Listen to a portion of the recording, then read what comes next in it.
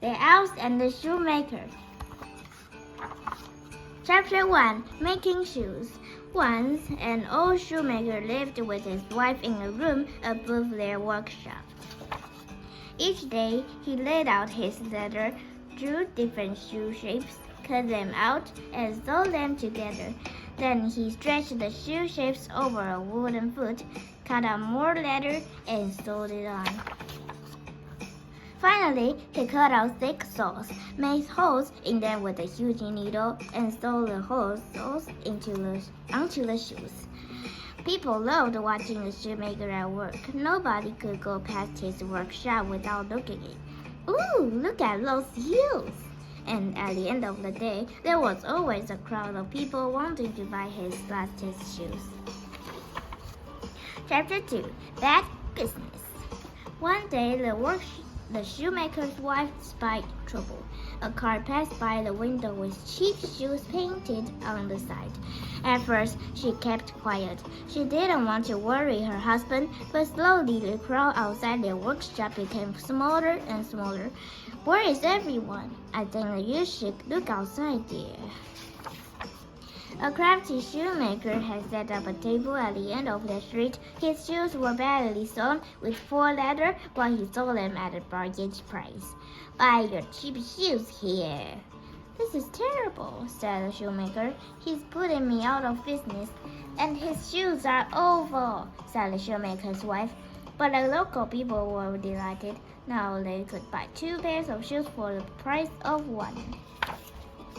Each day, the cheap shoe seller arrived with a new load of shoes. How can he make them so quickly? Wondered the shoemaker. He must have lots of people working for him. Chapter 3. The last pair of shoes. The next few months were miserable for the shoemaker and his wife. With very little business, they were running out of money. Soon, the shoemaker could only afford enough leather to make 1 more pair of shoes. I'm ruined. He cut out the shoe shapes and laid them on his work table. Then he yawned.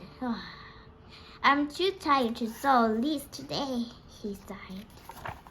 Early next morning, he went downstairs and stopped in amazement. Am I still dreaming? He asked himself. Oh, what? Who? There on his work table stood a perfect pair of shoes. Someone had neatly sewn on his pieces of leather. What's more, they had sewn shiny buckles on the front. The shoemaker was baffled. Chapter 4. It must be magic. They're lovely, said the shoemaker's wife, putting the shoes in the window. Before long, a rich gentleman came in. Those shoes are just what I'm looking for, he cried. They are much better than the cheap pairs down the road. And he paid for the shoes with a solid gold coin. Keep the change. Now the shoemaker could buy enough leather to make 2 pairs of shoes. As he cut them out, he saw how late it was. I'll finish them tomorrow, he thought. But by morning, the job was already done. 2 neat pairs of shoes were waiting for him, fancy balls and all. I'd never have thought of adding balls. That day, the puzzle shoemaker had 2 more happy customers. Aren't they gorgeous? Now he had enough money to buy leather for 4 pairs of shoes. After cutting out the leather, the shoemaker locked up and went to bed. The next morning, he couldn't believe his luck. On the table stood 4 perfect pairs of shoes. It must be magic, he cried. Are you sure you locked the door? And so it went on. The more leather the shoemaker cut, the more shoes he found in the morning. Chapter 5. The 2 Rivals. This is the life. Within weeks, business was booming. The shoemaker had plenty of money and very little to do. He was a happy man. The cheap shoe seller was not so happy. He had angry customers to deal with. My shoes broke after 3 days. I want my money back. And word had spread out his awful shoes. No one wanted to buy them. One evening, there was a knock at the shoemaker's door. It was the shoe seller. What can I do for you? Asked the shoemaker. You can stop ruining my business, shouted the seller. He picked up one of the shoemaker's new shoes and studied it carefully. And you can give me back my helpers, he snorted. What helpers? We don't know what you mean. With a scowl, the shoemaker stormed out of the workshop. The shoemaker and his wife looked at each other. What do you think is making our shoes? Whispered the shoemaker. I don't know, said his wife, but let's find out. Chapter 6, The Secret Shoemakers. That night, they decided to stay awake and see what happened. They hid behind some coats in a corner of the workshop. Everything was quiet. Until midnight, two little elves rushed in, wearing nothing but rags. They sat down at the table and quickly began to sew. The shoemaker and his wife listened carefully to the elf's chatter. This is better than making cheap shoes in that rotten attic, said the first elf. I wish the other elves had escaped as well, said the second. Never mind, replied the first elf. If we put that wicked shoes down out of business, the other elves will be free too, said the second. Hurry up or we'll be spotted. I'm almost done. Race you down the street! As the sun began to rise, they finished the last shoe and disappeared through the door. The shoemaker and his wife were astonished. I think I'm going crazy, said the shoemaker. Were those really elves? That's incredible. His wife nodded. And it sounds like that shoemaker is forcing other elves to work for him, she said. No wonder he can make so many shoes. Chapter 7, Revenge. Over breakfast the next day, the shoemaker and his wife discussed how they could help the elves. By 10 o'clock, there was already a room full of people wanting to buy the shoemaker's new shoes. If we keep selling these lovely shoes, said his wife, the shoes are will go bust. By midday, they had sold 30 pairs. They were eating lunch when they heard the sound of a cart. The cheap shoe seller was leaving early.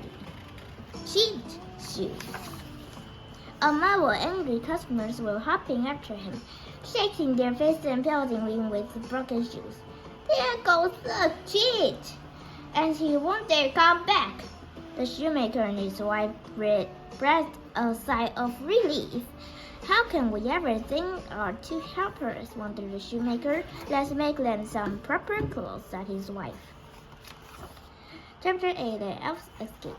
All day, the shoemaker's wife worked at her sewing machine, making little suits for the elves. The shoemaker made 2 tiny pairs of shoes. That night, instead of leaving leather strips on the table, the shoemaker left 2 piles of cloths. When he and his wife hid behind the cloths again and waited for the elves to arrive. Wow, this must be for us! I've never worn shoes before! The elves were delighted with their new outfits. They scrambled into them and danced around the room. How handsome we look! Here they are, called a voice from the street. A second later, there were 14 more elves in the workshop. The 2 elves stopped dancing. Hey, said one, how did you all escape? The shoe seller let us go, cried an excited elf. He's giving up selling shoes. We put spells on our sewing and to make the shoes fall apart. Now we're going to celebrate, said another. Come on, and you can tell us why you are just like people. Laughing and joking, the elves skipped off down the street. The shoemaker and his wife smiled as they watched them go. They might have lost their magic helpers, but now they were in business again. They had plenty of customers and lots of ideas for new shoes. As for the elves, they never sold another shoe.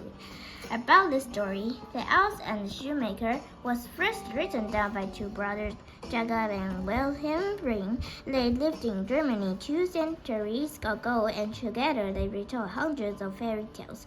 Cinderella, Rapunzel, and Snow White are just a few of their other famous stories. The end.